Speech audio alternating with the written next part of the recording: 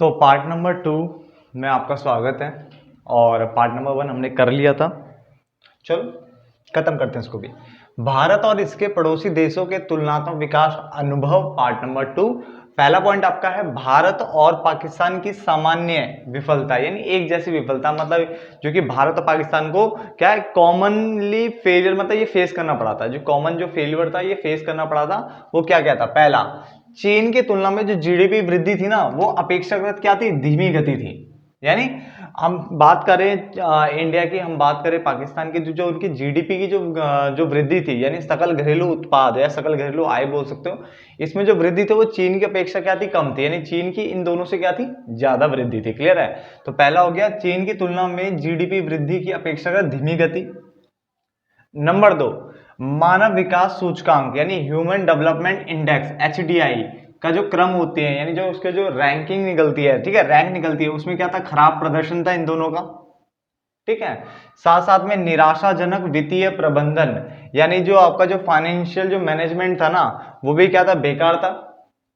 आगे, सुशासन, यानी इसको हम कहते हैं अच्छा शासन के बजाय राजनीतिक अस्तित्व को क्या दिया गया था, यहाँ पे बढ़ावा दिया गया था। एक प्रमुख मुद्दा ये बन के आ रहा था कि राजनीति में कैसे अपनी मतलब दावेदारी साबित हो, राजनीति में कैसे अपना दबदबा हासिल किया जा सके। बस ये इनको मतलब मेन फोकस इनका ये था। इनका फोकस ये नहीं था कि किस तरह से देश को आगे बढ़ाया जाए। क्लियर है। तो दोनों के देखो, जो भारत और पाकिस्तान के जो सामान्य यानी जो कॉमन फेलियर थे, यानी कॉमन जो विफलताएं थी, वो क्या थी। पहला इसने बोला चीन की तुलना में जो जीडीपी की जो वृद्धि थी ना दोनों देशों की, वो क्या थी, धीमी थी।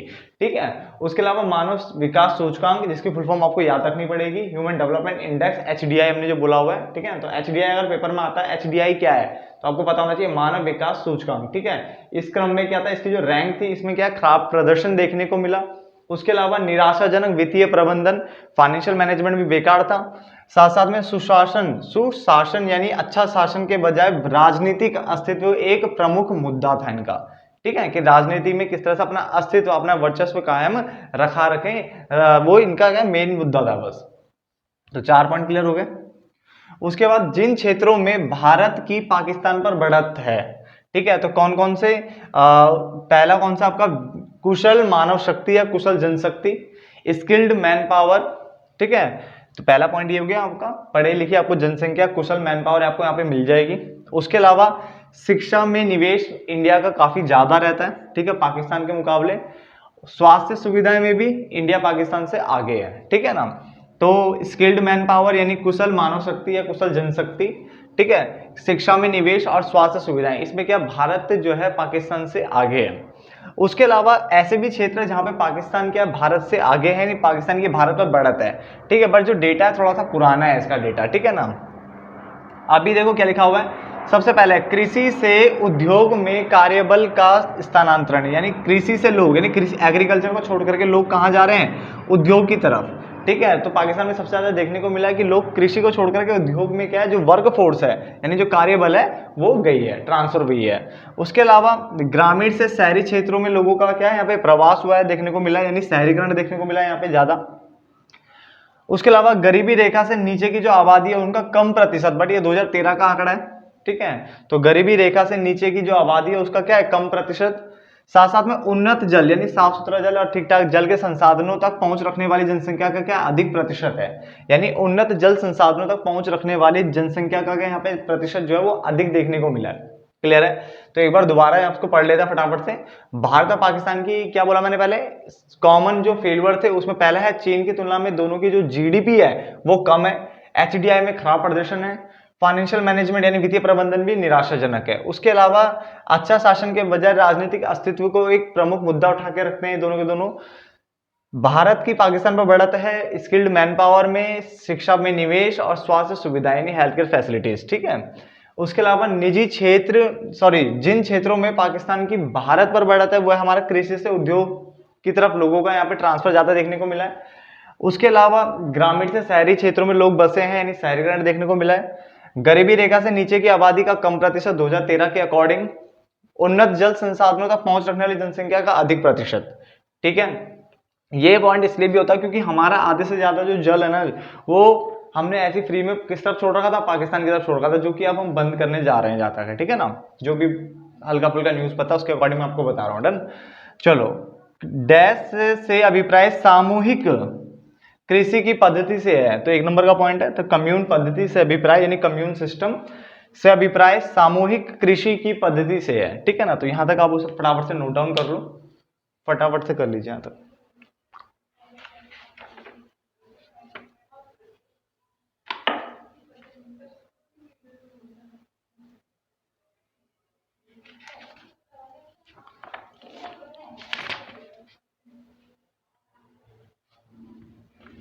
चलो नोट डाउन करिए आप।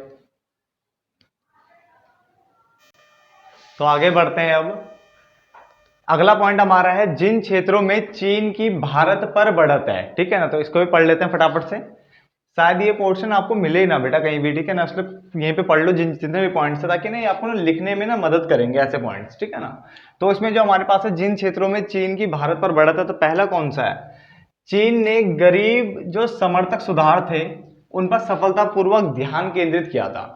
गरीब समर्थक सुधारों पर चीन ने सफलतापूर्वक ध्यान केंद्रित किया था। काफी सीधी सीधी लैंग्वेज है, इतना कोई दिक्कत तो है नहीं कि कोई प्रॉब्लम होगी पढ़ने में, ठीक है। एक बार भी पढ़ोगे तो ये चैप्टर पर आपसे याद हो जाएगा, ऐसा कुछ नहीं है, ठीक है ना। तो यहाँ पे लिखा हुआ है चीन ने गरीब समर्थक सुधारों पर सफलतापूर्वक ध्यान केंद्रित किया था। बस ध्यान से एक बार पढ़ लो, सारा याद हो जाएगा, ठीक है। आगे दूसरा पॉइंट, चीन में जो कृषि सुधारों को प्रभावी ढंग से किया था, यानी चीन में जो कृषि सुधार थे ना उन्हें क्या किया, प्रभावी ढंग से किया गया था, ठीक है। तो ये भी काफी अच्छा हुआ है। तो पहला हो गया चीन ने गरीब समर्थक सुधारों पर सफलतापूर्वक ध्यान केंद्रित किया, और दूसरा ध्यान कहां पे केंद्रित किया था, कृषि सुधारों पर, जिसको कृषि सुधारों को यहाँ पे प्रभावी ढंग से किया गया। क्लियर है। उसके अलावा तीसरा पॉइंट, निर्यात संचालित विनिर्माण में उल्लेखनीय वृद्धि हुई है। यानी हुआ क्या, यहाँ पे जो एक्सपोर्ट से रिलेटेड था, ठीक है, क्या मैन्युफैक्चरिंग, यानी यहाँ पे जितनी मैन्युफैक्चरिंग को ध्यान में रखा गया ना, वो ये करके गया कि हमें क्या दूसरे देशों को क्या माल एक्सपोर्ट करना है। चीन ये तो करता है, ठीक है, मैक्सिमम पोर्शन एक्सपोर्ट करता है और काफी बड़ा एक्सपोर्ट में हिस्सा भी है चीन का, ठीक है, वर्ल्ड में। तो उसमें लिखा हुआ है निर्यात संचालित विनिर्माण में उल्लेखनीय वृद्धि हुई, जिससे सकल घरेलू उत्पाद की गति में भी क्या हुआ है, वृद्धि हुई है। तो चीन में क्या देखने को मिला, निर्यात संचालित विनिर्माण, यानी मैन्युफैक्चरिंग जितनी भी वो जो इंडस्ट्रीज जो भी मैन्युफैक्चरिंग कंसर्न आपने लगाए थे ना ये चीन ने, उसमें वो जितने भी उनका जो मोटिव था ना वो निर्यात को बढ़ावा देना था, तो इनमें वृद्धि की गई थी। और जब ये बढ़ा तो जीडीपी में भी क्या हुआ, इनकी वृद्धि देखने को मिली है काफी अच्छी खासी, ठीक है। उसके अलावा सेज SEZ यानी स्पेशल इकोनॉमिक जोन, क्या बोला मैंने, स्पेशल इकोनॉमिक जोन लिख लीजिए, ठीक है। इसको हिंदी में कहते हैं विशेष आर्थिक क्षेत्र। स्पेशल मतलब विशेष, इकोनॉमिक यानी आर्थिक, और जोन मतलब क्षेत्र, ठीक है। तो विशेष आर्थिक क्षेत्र, स्पेशल इकोनॉमिक जोन नीति चीन में FDI हमने पढ़ा था, विदेशी प्रत्यक्ष निवेश, जिसमें एक देश दूसरे देश में जाके निवेश करता है और उसके ऊपर उसका क्या था, कंट्रोल भी होता है। तो सहज नीति चीन में FDI प्रवाह के लिए क्या हुई, वरदान साबित हुई। लोगों ने बढ़ चढ़ करके क्या है निवेश किया चीन में, तो उससे क्या हुआ, चीन को जो मजबूती थी ना वो और ज्यादा बढ़ गई, ठीक है, और ज्यादा मजबूत हो गया चीन। तो पहले 4 पॉइंट्स आपको याद रखने हैं। पहला, चीन ने गरीब समर्थक सुधारों को प्रभावी ढंग से, या बोलूं मैं सफलतापूर्वक इनके ऊपर क्या है, ध्यान केंद्रित किया था। नंबर 2, जो कृषि सुधार थे चीन, है ना, उसको प्रभावी ढंग से किया गया। कृषि सुधार को चीन में प्रभावी ढंग से किया गया। जो निर्यात संचालित विनिर्माण में उल्लेखनीय वृद्धि हुई, यानी ऐसे विनिर्माण, ऐसे मैन्युफैक्चरिंग कंसर्न, ठीक है, जिनका मोटिव निर्यात करना था, उनमें वृद्धि हुई, यानी एक्सपोर्ट करने के पर्पज से क्या बहुत सारी इंडस्ट्रीज ओपन की गई थी, ठीक है ना, बहुत सारे मैन्युफैक्चरिंग कंसर्न ओपन किए गए थे, जिससे सकल घरेलू उत्पाद की गति में भी क्या हुआ, वृद्धि हुआ। आगे SEZ यानी स्पेशल इकोनॉमिक जोन यानी विशेष आर्थिक क्षेत्र नीति चीन में FDI के प्रवाह के लिए क्या हुई, वरदान साबित हुई। लोगों ने बढ़ चढ़ के क्या किया, इन्वेस्ट किया, ठीक है। चलो, ये 4 पॉइंट हमारे क्लियर हो गए, इनको भी लिख लीजिए आप,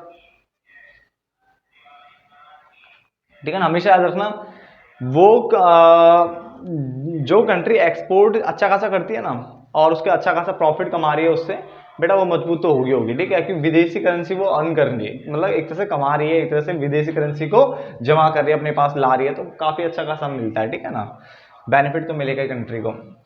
आगे हमारे पास है विशेष आर्थिक क्षेत्र, ये SEZ था, ये है क्या, तो SEZ लिखा हुआ है, यह देश के अंदर का वह क्षेत्र है, देश के अंदर का वह क्षेत्र है जहां शेष विश्व की तुलना में, यानी शेष विश्व मतलब जैसे मैंने बताया था ये पूरा मान लो पृथ्वी है। अगर मैं इंडिया की बात कर रहा हूं तो इंडिया को छोड़ करके जितने भी कंट्रीज बचे वो सारे शेष विश्व होगा।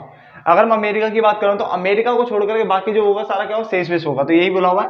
तो यह देश के अंदर का वह क्षेत्र है जहां शेष विश्व की तुलना में आर्थिक विनिमय जो है ना वो क्या होगा, अलग होगा। यानी आर्थिक विनिमय यहाँ पे बिल्कुल अलग देखने को मिलेगा। तो क्या बोला उसने, यह देश के अंदर का वह क्षेत्र है जहां शेष विश्व की तुलना में आर्थिक विनिमय बिल्कुल अलग मिलेगा। अर्थात सहज उस विशेष रूप से परिभाषित भौगोलिक क्षेत्र को कहते हैं। यानी उस विशेष रूप से परिभाषित, यानी इसको डिफाइन किया गया है, उस भौगोलिक क्षेत्र को कहा, उस ज्योग्राफिकल लोकेशन को कह रहे हैं यहाँ पे, उस जोन को कह रहे हैं यहाँ पे जहां से व्यापार हो या आर्थिक क्रियाकलाप हो, उत्पादन हो या कोई भी अन्य व्यावसायिक गतिविधियों को क्या है यहाँ पे किया जाता है, यहां से किया जाता है। ठीक है, यह क्षेत्र देश की सीमा के अंदर भीतर विशेष आर्थिक नियम कायदों को ध्यान में रखकर, क्या विशेष जो हमारे जो आर्थिक नियम कायदे हैं उनको ध्यान में रखकर व्यावसायिक गतिविधियों को प्रोत्साहित करने के लिए क्या किया जाते हैं, विकसित किए जाते हैं। काफी कुछ लिखवा दिया, देखो क्या लिखा है दोबारा से। यह देश पहले तो क्या है, ये जो क्षेत्र होता है देश के अंदर होगा, इसमें ना जो आर्थिक विनिमय होंगे वो शेष विश्व की तुलना में अलग होंगे। यानी यहाँ पे पूछा जाएगा तो क्या बोलोगे, आर्थिक विनिमय शेष विश्व की तुलना में अलग आर्थिक विनिमय होते हैं। एक मिनट है, मैं इसको एक बार 1 सेकंड रुक जाओ।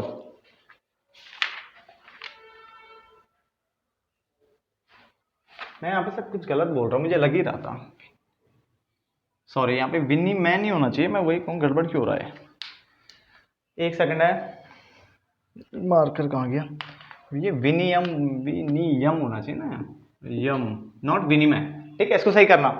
ठीक है, मैं इसको क्रॉस चेक कर रहा हूँ, एक बार रुक जाओ, 2 मिनट रुक जाओ। हाँ, विनियम ही तो है, मैं वही कहूँ गलत क्यों हो रहा है।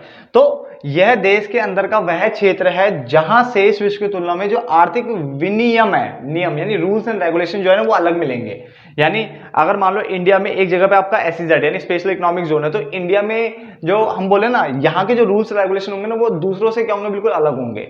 इवन इंडिया के भी एग्जैक्टली सारे रूल्स रेगुलेशन सब चीज वहां पे फॉलो नहीं होगा भाई साहब, बिल्कुल अलग माना जाएगा उसे, क्या बिल्कुल अलग माना जाएगा, सेपरेट माना जाता है। तो यहाँ पे लिखा हुआ है, यह देश के अंदर का वह क्षेत्र है जहां शेष विश्व की तुलना में आर्थिक जो विनियम होंगे वो क्या होंगे, यहाँ पे अलग होंगे। अर्थात सहज उस विशेष रूप से परिभाषित भौगोलिक क्षेत्र को कहते हैं जहां से व्यापार हो या कोई भी आर्थिक क्रियाकलाप हो, उत्पादन हो, अन्य व्यावसायिक गतिविधियों को किया जाता है। यह क्षेत्र देश की सीमा के भीतर विशेष आर्थिक नियम कायदों को ध्यान में रख करके, ठीक है, व्यावसायिक गतिविधियों को प्रोत्साहित करने के लिए, किस गतिविधि को, व्यावसायिक गतिविधियों को क्या करने के लिए, प्रोत्साहित करने के लिए विकसित किया जाता है। सहज जो होता है वो एफडीआई के अनुकूल होता है। हमेशा देखना यहाँ पे कभी प्रतिकूल मत लिख देना बेटा, अनुकूल होता है। ठीक है ना, सहज जो है वो एफडीआई के अनुकूल होता है। और सहज के अंदर काम करने वाले व्यवसायों को, जो भी वहां पे काम करेंगे उनको कम करों का और टैरिफ का लाभ मिलता है। यानी यहाँ पे जो होंगे ना उन पे जैसे नॉर्मल जो टैक्स रेट होंगे तो यहाँ पे क्या लगेंगे, कम लगेंगे। तो ये बेनिफिट, यानी टैक्स रेट कम लगेगा, इन पे टैक्स कम लगेगा। दूसरा टैरिफ, जब हम इंपोर्ट करते हैं ना, कोई चीज इंपोर्ट करते हैं तो इंपोर्ट पे जो हम पे जो टैरिफ लग रहे होंगे, जो टैक्स लग रहे होंगे जो इंपोर्ट करने पे, वो इनके ऊपर क्या लगेंगे, कम लगेंगे। यानी इंपोर्ट के टाइम पे भी कम लगेगा, नॉर्मल जो टैक्स लगते हैं वो कंपनी इंडिविजुअल जिस पे भी लगता है, ठीक है, वो भी क्या लगेंगे, कम। तो दोनों बेनिफिट होगा, इंपोर्ट पे भी कम टैक्स लगेगा और जो नॉर्मल टैक्स होगा वो भी कम लगेगा। तो ये बेनिफिट यहाँ पे देखने को मिलेगा। क्लियर हो गया? तो ये आपको पढ़ना है फटाफट से। ठीक है, मैं दोबारा एक बार और जाते आते इसको फटाफट से एक बार रीड आउट करा देता हूं मिटाने से पहले। ठीक है ना, पहला, चीन की भारत पर बढ़त कहां है। पहला, इसने गरीब समर्थन सुधारों पर सफलतापूर्वक ध्यान केंद्रित किया।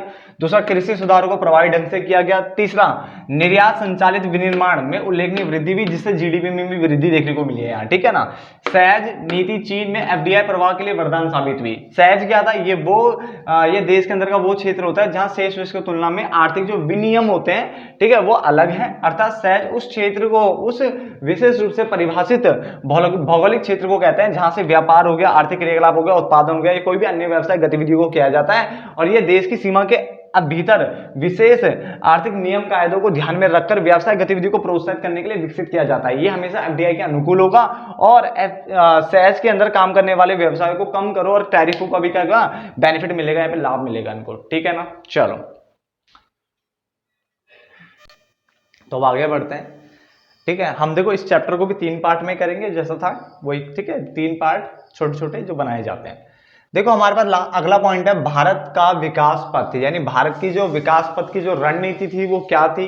ठीक है, तो उसके अंदर देखो मैंने 4 पॉइंट लिखे हुए। एक तो मैंने लिखा है आपके लिए कि अच्छी व्यापार प्रणाली, ठीक है, साउंड ट्रेड सिस्टम जिसको हम बोल सकते हैं, गरीबी गरीबी में कमी, ग्रामीण विकास और रोजगार सृजन, एम्प्लॉयमेंट जनरेशन। ठीक है, तो ये 4 पॉइंट मैंने लिखे, आप चाहे तो इतना भी पढ़ सकते हो कि अच्छी व्यापार प्रणाली एक ये रणनीति में शामिल था, दूसरा गरीबी में कमी, तीसरा ग्रामीण विकास और चौथा रोजगार सृजन। ये पॉइंट आपको याद रखना है। इसके अंदर का कंटेंट मैंने अपनी तरफ से लिखा है, आप चाहे तो उसको और अच्छा लिख सकते हो। ठीक है, वो आपको पर डिपेंड करेगा। आप अगर इस कंटेंट को भी लिखते हो तो इससे एक बेनिफिट ये हो जाएगा, एक तो आपको इतना तो पता ही होगा, साथ में आप अपना दिमाग लगा के इससे और अच्छा लिख सकते हो। क्लियर है? तो मेन हेडिंग जो पहले कंपलसरी थी, जो कि हमें पता होनी चाहिए, कंटेंट आप आराम से लिख सकते हो, क्योंकि हमें तो सब पॉजिटिव पॉइंट बताने हैं इसमें। क्या बताने हैं? सारे पॉजिटिव पॉइंट्स बताने हैं। देखो जैसे अच्छी व्यापार प्रणाली की अगर हम बात करते हैं पहला, तो उसमें देखो मैंने क्या लिखा है, उसमें लिखा है भारत वह देश है, ठीक है, जिसका बंद व्यापार का इतिहास रहा है, या हम ये बोल सकते हैं या फिर भारत वह देश था जिसका क्या बंद व्यापार का क्या रहा है, इतिहास रहा है। क्योंकि आपको पता है अंग्रेजों ने बांट लगाई थी, है ना, अंग्रेजों ने भी बांट लगाई थी, उन्होंने अपना हैंडीक्राफ्ट हमारा जो था हैंडीक्राफ्ट सब कुछ बंद करवा दिया था, ए टू जेड पूरे इतिहास हमने पढ़ा अभी तक, जितना इंडियन इकोनॉमी के बारे में बहुत कुछ पढ़ा। ठीक है ना, तो उसमें पता चला था कि इंडिया की बहुत बुरी स्थिति हुई थी। ऊपर से जब वो आजाद हुआ तो ऊपर से फिर आजाद के साथ साथ क्या पाकिस्तान को अलग करना पड़ा, बांग्लादेश अलग हो गया, तो काफी कुछ देखने को मिला इंडिया को। ठीक है ना, तो उसमें लिखा भारत वह देश था या भारत वह देश है जिसका बंद व्यापार का इतिहास रहा है। सिर्फ हम इस पर्पस के लिए था लगा रहे हैं, वैसे नहीं, भारत वह है देश अभी भी है। ठीक है ना, तो अब हम वर्ड क्या यूज कर रहे हैं, भारत वह देश है, मैं इसलिए जानू कि है यूज कर रहा हूं पे, जिसका बंद व्यापार का इतिहास रहा है। ठीक है ना, और अगर कुछ बुकों में अगर ऐसा लिखा है भारत वह देश था जिसका बंद व्यापार का इतिहास रहा है, तो कोई दिक्कत नहीं, ये गलत पॉइंट ऑफ व्यू से नहीं बोल रहा, वो खाली ये बोल रहा है कि ये एक ऐसा देश था, इन सभी में से एक अकेला ऐसा देश था जिसका बंद व्यापार का क्या रहा है, यहाँ पे इतिहास रहा है। तो इसलिए वर्ड्स को गलत वे में मत लेके जाना। ठीक है ना, आगे, इस वजह से भारत के लिए एक ऐसी नई नीति बनाना जो कि नई व्यापार प्रणाली का समर्थन करे, ठीक है, एक चुनौतीपूर्ण कार्य था। अभी बताओ ना, जैसे आपको पता है कि अगर कोई बंदा एक बार पानी में डूबते डूबते, मान लो डूबते डूबते तो बचा, तो अगली बार बच्चे वो हिम्मत हार जाता है कि यार पानी में मैं तैर भी सकता हूँ कि नहीं तैर सकता। तो सेम ऐसी भारत के साथ में जब उसने देखा कि यार उसकी तो वाट लगा के रखी थी अंग्रेजों ने, लगाई ये वो बहुत कुछ झेलने को मिला, तो फिर यार एक नई ऐसी नीति बनाना जो कि नई व्यापार प्रणाली का समर्थन करे। ठीक है, उसमें भारत हिचकिचा रहा था, उसमें डर रहा था कि क्या ये सफल होगा या नहीं होगा, बट यह नए सुधार भारत की अर्थव्यवस्था में लाए गए, जिसके कारण भारत के विकास में तेजी देखने को मिली है, पहले से काफी तेजी देखने को मिली, बहुत सुधार हुआ है। ठीक है ना, तो पहला पॉइंट सिंपल सा था कि भारत वह देश है जिसका बंद व्यापार का इतिहास रहा है, इस वजह से भारत के लिए एक ऐसी नई नीति बनाना, ठीक है, जो कि नई व्यापार प्रणाली का समर्थन करे, ठीक है, नई व्यापार प्रणाली समर्थन करे, एक चुनौतीपूर्ण कार्य था भाई, बिल्कुल चुनौतीपूर्ण कार्य था, चैलेंज था बिल्कुल। ठीक है ना, यह नए सुधार भारत की अर्थव्यवस्था में लाए गए, जिसके कारण भारत के विकास में तेजी देखने को मिली है। आगे, गरीबी में कमी, तो उसमें लिखा भारत ने गरीबी कम करने के लिए कई कार्यक्रम लगाए हैं। आपने गरीबी वाले चैप्टर में देखा था, बहुत सारे कार्यक्रम लगातार शुरू से लेकर अब तक आ ही रहे हैं। ठीक है ना, तो कई कार्यक्रम भारत ने लगाए हैं, अपनाए थे, इससे प्रति व्यक्ति आय बढ़ाने, पोषण के स्तर में वृद्धि और कई राज्यों में गरीबी के स्तर में कमी देखने को मिली है। तो सिंपल सा पॉइंट है कि भारत ने गरीबी कम करने के लिए कई कार्यक्रम अपनाए, इससे प्रति व्यक्ति आय को बढ़ाने में मदद मिली, पोषण के स्तर में वृद्धि देखने को मिली और कई राज्यों में गरीबी के स्तर में क्या है, कमी देखने को मिली है। अगला पॉइंट है ग्रामीण विकास। ठीक है, ग्रामीण विकास में देखो क्या लिखा है, इस रणनीति के अंतर्गत भारत में ग्रामीण अर्थव्यवस्था के समग्र विकास में पिछड़े रहे क्षेत्रों के विकास के लिए विभिन्न उपायों को अपनाया गया। कहीं ऐसा होता है ना, जैसे कि देश ने सोचा था कि यार अब गांव का विकास करना, बट होता ना उसमें भी कुछ ऐसे क्षेत्र हो जाते जो कि बिल्कुल पीछे रह जाते, तो उन्होंने क्या करा भाई, अब हमको सबका विकास करना, तो उनके भी विकास के लिए नए नए उपायों को लाया गया कि कैसे उन क्षेत्रों का विकास किया जाए जो कि आर्थिक रूप से बहुत ज्यादा पीछे हैं। ठीक है ना, तो इस रणनीति के अंतर्गत भारत में ग्रामीण विकास के समग्र विकास में, यानी हम ग्रामीण क्षेत्रों का विकास करना चाहते हैं, तो उसमें भी जो पिछड़े रहे हैं, बहुत ज्यादा बैकवर्ड है, हद से ज्यादा, ठीक है, उनके विकास के लिए भी विभिन्न उपायों को क्या करा के अपनाया गया, जिससे कि गांव का पूरा एक तरीके से समग्र विकास हो सके, समग्र मतलब पूरा कुल विकास हो सके, समस्त विकास हो सके। ठीक है ना, चलो रोजगार सृजन, रोजगार सृजन मतलब होता है एम्प्लॉयमेंट को बढ़ाना, यानी रोजगार को बढ़ाना। तो उसने बोला इसके अंतर्गत देश में रोजगार को बढ़ाने के लिए कई आर्थिक सुधार शुरू किए गए, जिनका उद्देश्य क्या था, लाभकारी स्वरोजगार। ठीक है, क्योंकि रोजगार देखो कई तरह का होता है। अगर आपने मतलब ऐसा रोजगार दिया जिसमें लोगों को लाभ नहीं हो रहा, बेचारा पूरे दिन भर काम करता है फिर 100 रुपये मिलता है, बेटा वो नहीं, वो रोजगार है ही नहीं, वो तो बिल्कुल एक तरह से तुम उसकी वाट लगा रहे हो, शोषण कर रहे हो उसका, ठीक है ना। तो यहाँ पे वर्ड किया गया था कि रोजगार को बढ़ाना है, उसके लिए कई आर्थिक सुधार लागू किए गए, बहुत अच्छी बात है, शुरू किए गए थे, जिनका उद्देश्य देखो क्या वर्ड क्या लिखा हुआ, लाभकारी देना है, लाभकारी स्वरोजगार देना है, और कुशल मजदूरी रोजगार के अवसर क्या करना है, प्रदान करना है। तो ये मैंने कंटेंट लिख करके आपको दिया है, आप इसको चाहे तो और अच्छे से क्या है बना सकते हैं। अभी हम और करेंगे, एक आध पॉइंट और करेंगे, उसके बाद मैं वीडियो बंद करूंगा। क्लियर है? चलो आप यहां तक उतार लीजिए। तो आगे बढ़ते हैं हम। देखो अगला क्वेश्चन क्या आपका, चीन का विकास पथ, यानी चीन का जो विकास की जो रणनीति थी, स्ट्रैटेजी थी, वो क्या थी। ठीक है, फटाफट से खत्म कर लेते हैं। देखो यहाँ पे क्या लिखा हुआ है, सबसे पहला है ग्रेट लीप फॉरवर्ड, ठीक है ना, जिसके बारे में आपको पता होना चाहिए। स्टार्टिंग के दोनों काफी इंपोर्टेंट है, और इसके बाद बिल्कुल कहानी टाइप का, बिल्कुल आसान सा। ठीक है ना, देखो क्या कह रहा है, ग्रेट लीप फॉरवर्ड क्या बोल रहा है, ये कह रहा है यह चीन में 1958 में आरंभ किया गया था। ठीक है ना, तो ये वो अभियान था जो 1958 में हुआ था। तो पहली चीज आपको याद रखनी पड़ेगी, ठीक है, कि यह चीन में 1958 में आरंभ किया गया अभियान था, जिसका उद्देश्य आर्थिक तथा औद्योगिक विकास की गति को क्या करना था, तीव्र करना था। तो बेसिक सी बिल्कुल बात बोल रहे हैं। सबसे पहले कौन सा पढ़ा हमने, अभी हम बात कर रहे हैं ग्रेट लीप फॉरवर्ड की। ये चीन में 1958 में आरंभ किया गया था, जिसका उद्देश्य आर्थिक तथा औद्योगिक विकास की गति को क्या करना था, तीव्र करना था। ठीक है, आगे इसने अर्थव्यवस्था के व्यापक औद्योगिकीकरण पर ध्यान केंद्रित किया, यानी इसका औद्योगिकीकरण पे क्या किया था ना, ध्यान केंद्रित किया था, जिसके अंतर्गत लोगों को अपने घर के पिछवाड़े, यानी जो घर के जो पीछे की जो जगह होती है, में उद्योग स्थापित करने के लिए प्रेरित किया गया था, उनको प्रोत्साहित किया गया था। इसलिए तो आपको देखो ना, चीन में बहुत ज्यादा माल बनता है, बहुत ज्यादा वो एक्सपोर्ट करता है। क्यों? क्योंकि वहां लोगों को मोटिवेट किया गया था, कि तुम प्रोत्साहित किया गया था, उनको बोला गया था कि तुम अपने घर के पीछे जो जगह है, या फिर घर के पीछे जो भी मतलब स्पेस जो भी है आपके पास, उसमें आप क्या करो, उद्योग स्थापित करो, अपना उद्योग स्टार्ट करो, स्थापित करो वहां पे। ठीक है ना, चलो आपको पता ही है, जहां तक हमें देखो, हमारे यहाँ क्या होता है, जो हाउस होल्ड होते हैं, जैसे हम सब है, तो हम सभी को क्या है, जो बिजली है, पानी, ये सब सुविधाएं जो होती है वो बहुत सस्ती मिलती है। बट वहीं पे अगर हम इंडस्ट्री इन सब की बात करें तो थोड़ा महंगा रहता है। बट वहां पे चीन में शुरू से एक कॉन्सेप्ट है कि हाउस होल्ड इन सबको महंगा मिलेगा, बट इंडस्ट्री इन सबको थोड़ा क्या मिलेगा, सस्ता मिलेगा, जिससे इंडस्ट्री को हमेशा वहां प्रोत्साहन मिलता है, और वो बहुत बढ़ चढ़ के काम करती है। ठीक है ना, चलो देखो आगे तो अब धीरे धीरे हर जगह सुधार आ रहा है, इंडिया में भी सुधार आ रहा है। तो सबसे पहला हमने पॉइंट पढ़ा ग्रेट लीप फॉरवर्ड, यह चीन में 1958 में आरंभ किया गया अभियान था, जिसका उद्देश्य आर्थिक तथा औद्योगिक विकास की गति को तीव्र करना था। क्लियर है, किसको, आर्थिक और औद्योगिक विकास गति को तीव्र करना था। इसके अंतर्गत लोगों को क्या है, स्पेशली बोला गया कि यार अपने घर के पीछे ना उद्योग स्थापित करो। ठीक है, उसको स्थापित करने के लिए प्रोत्साहित किया गया था, यानी औद्योगिकीकरण पे क्या किया था हमें, ज्यादा फोकस, यानी फोकस सब उसी पे किया गया था। ठीक है, महान सर्वहारा सांस्कृतिक क्रांति, ठीक है ना, तो यह क्रांति चीनी कम्युनिस्ट जो पार्टी के अध्यक्ष थे, कौन, माओ जेडोंग द्वारा 1965 में प्रारंभ की गई थी, और 1976 तक ये जारी रही थी। तो उसको इस तरह से आपको पढ़ना पड़ेगा, यह क्रांति चीनी कम्युनिस्ट पार्टी के अध्यक्ष माओ जेडोंग द्वारा 1965 में आरंभ की गई थी, और 1976 तक ये जारी रही थी। ठीक है ना, इसमें एक चीज और बता देता हूं आपको हो सकता है आपके जो है ना बुकों में ये लिखा हो कि 1966 से लेकर के 1976 तक है। ठीक है ना, तो उसकी एक बार डेट आप खुद भी चेक कर लेना। 1966 से लेकर 1976 भी कहीं कहीं लिखा हुआ है।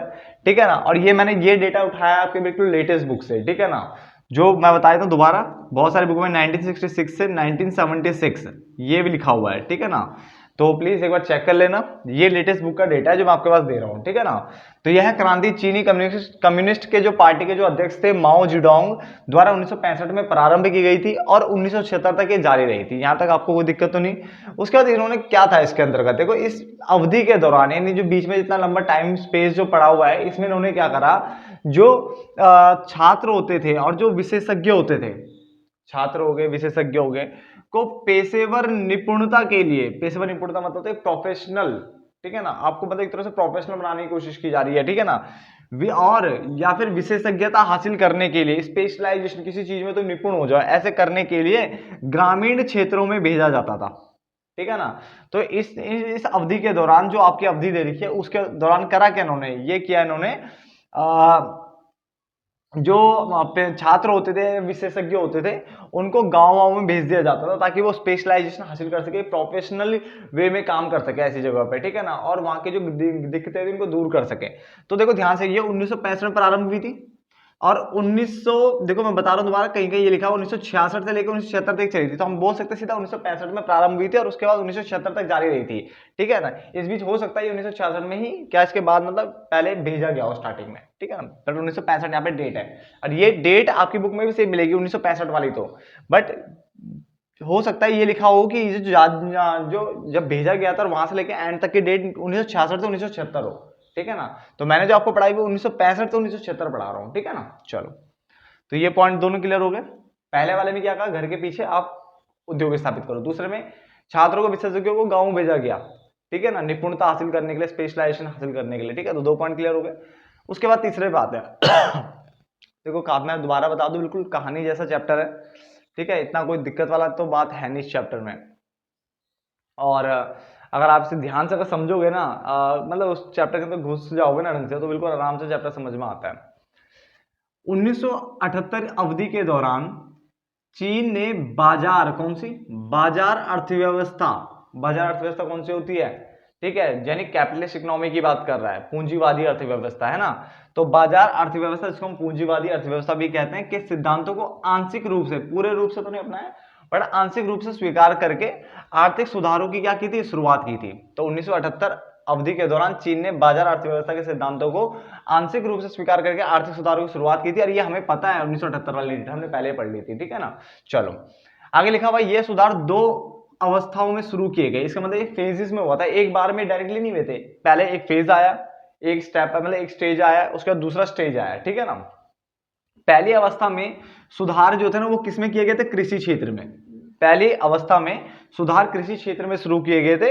इसके अंतर्गत कम्यून जो भूमि थी इसके अंतर्गत कम्यून भूमि को भूमि के छोटे छोटे टुकड़ों में विभाजित किया गया। यानी एक तरह से लगा लो, जैसे मान लो एक राजा है, राजा के पास बहुत सारी जमीन पड़ी है, तो उसने क्या करा, उस जमीन को छोटे छोटे भागों में डिवाइड कर दिया, और फिर उन्हें व्यक्तिगत परिवारों को क्या कर दिया, आवंटित कर दिया कि जाओ ये तुम्हारे पास, ऑनरशिप ट्रांसफर नहीं की, जाओ तुम्हारे पास, तुम इसमें काम करो और खुद भी कमाओ और हमें भी दो। ठीक है ना। तो बिल्कुल वही काम करा इन्होंने। दोबारा बोल रहा हूं, इसमें कृषि क्षेत्र में सुधार शुरू किए गए थे। इसमें इन्होंने क्या किया, कम्यून भूमि का मतलब क्या हो गया, क्यों वहां कम्युनिस्ट पार्टी चलती है, मतलब एक लीडर होता है, उसके बाद मान लो पूरी सत्ता उसके पास है, तो मतलब बहुत सारी जमीन भी उसके पास है, तो उसने जमीन को क्या कर दिया, लोगों के पास बांट दिया, और ऑनरशिप तो अपने पास ही, बट बांट दिया। उनको बोला गया कि इस पर खेती करो, और खेती करके जो भी आएगा इनकम आप रखो, कर हमें दो। इस टाइप का मतलब कॉन्सेप्ट इसने रखा है यहाँ पे। ठीक है ना। तो भूमि को छोटे छोटे टुकड़ों में विभाजित किया गया, और व्यक्तिगत परिवारों में क्या कर दिया, आवंटित, आवंटित मतलब होता बांटना, बांट दिया गया। अब दूसरी अवस्था में औद्योगिक क्षेत्र में था, वो मैं लिखवा रहा हूं। ठीक है ना, यहां तक आप नोट डाउन कर लो पहले।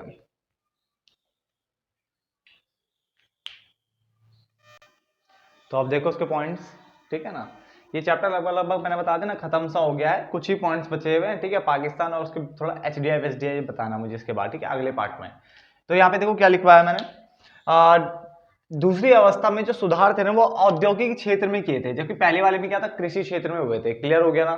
तो वो जो पॉइंट वहां पे था ना, अगर आपका स्पेस वहीं पे तो वहीं पे लिख सकते हो उसे। ठीक है, इस पोर्शन को अगर नहीं है तो नीचे बना लो। दूसरी अवस्था में जो सुधार थे वो औद्योगिक क्षेत्र में हुए थे, जिसके अंतर्गत है, इसके अंतर्गत, ठीक है ना, विदेशी निवेशकों को आकर्षित करने के लिए विशेष आर्थिक क्षेत्र स्थापित किए गए। यानी पहला काम क्या किया इसके अंदर पहला काम ये था कि विदेशी निवेशकों को आकर्षित करने के लिए, अट्रैक्ट करने के लिए SEZ, ठीक है, स्थापित किए गए थे, यानी विशेष आर्थिक क्षेत्र स्थापित किए गए थे। नंबर 2, दोहरी कीमत प्रणाली क्या है, अपनाई गई। इसमें पहली क्या होती थी, जिसमें किसानों और औद्योगिक इकाइयों को सरकार द्वारा तय कीमत पर खरीद बिक्री करनी होती थी। यानी यहाँ पे क्या है, पहला किसानों और औद्योगिक इकाइयों को, जो इंडस्ट्रियल जो सेक्टर्स, जो यूनिट्स होते थे, इंडस्ट्रियल यूनिट्स होते थे, उनको सरकार द्वारा तय की गई कीमत को मानना पड़ता, तो उसी पे खरीद बिक्री करनी होती थी। और जो अन्य लेन देन, इसके अलावा अगर कोई अर्थव्यवस्था के अंदर कोई दूसरा लेन देन, अन्य लेन देन चल रहा है इनके अलावा, तो वो बाजार कीमतों द्वारा तय, जो बाजार कीमत होती थी ना, उस पर हो जाता था। बाजार कीमत मतलब होता है जो मांग और पूर्ति की शक्ति द्वारा निर्धारित कीमत होती है ना,